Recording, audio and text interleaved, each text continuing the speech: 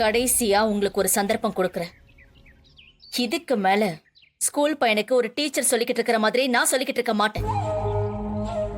ஜீவா யாருன்னு மாயாக்கு தெரியும். அவ தான் கண்ட்ரோல்ல வச்சிருக்கான். எனக்கும் ஜீவா யாருன்னு தெரியணும். அந்த ஜீவாவை வச்சு மாயா என்கிட்ட விளையாட்டு காட்டிக்கிட்டு இருக்கான். அந்த ஜீவாவை நாங்க பார்க்கணும்.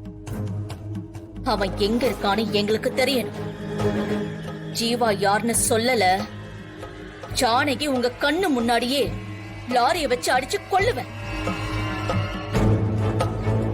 ஏமா இவ்வளவு பேசுற, பேசாம அமைதியா இருக்கான்? பேசுவார்னு பேச வைக்காம விட்டுருவோமா? நல்லா யோசிச்சு பாருங்க ஃபாதர். நீங்க உங்க ஆசிரமத்தை நடத்த பெரிய அளவுல உதவி செய்யறது அந்த ஜானகியும் ரகுராமும் தான்.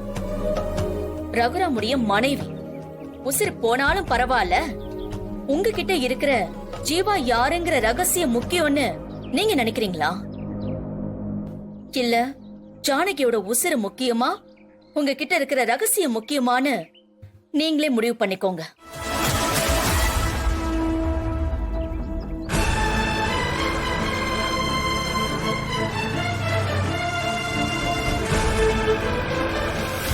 ஊருக்கு ஒதுக்குப்புறமான இடம் இந்த ஒத்த பனைமர ஏரியா. இங்க அனாதையா அடிச்சு போட்டுட்டு போனாலும் ஜானகியோட பணத்தை பாக்குறதுக்கு கூட இங்க ஆள் கிடையாது. எவ்வளவு பெரிய குடும்பத்துல பிறந்தவ ஒரு அனாதை பணமா சாக போற. சரி விடுங்க, உங்களுக்கு ரகசியம் தானே முக்கியம். அண்ணன், அந்த லாரி டிரைவருக்கு போனை போட்டு ஜானகியை முடிச்சு விட சொல்லுங்க.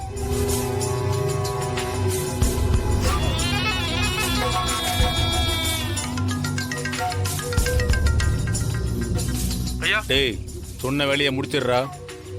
சொன்னத சொன்ன விதமா முடி. வேகமா வந்து ஒரே அடி. அவ பீஸ் பீஸா போகணும். நான் சொன்னது புரிஞ்சதா? முடிச்சிடுங்க ஐயா. டேய், போனை கட் பண்ணிராத. ஸ்பீக்கர்ல போட்டு அடிச்சு தூக்கு. சரிங்க ஐயா.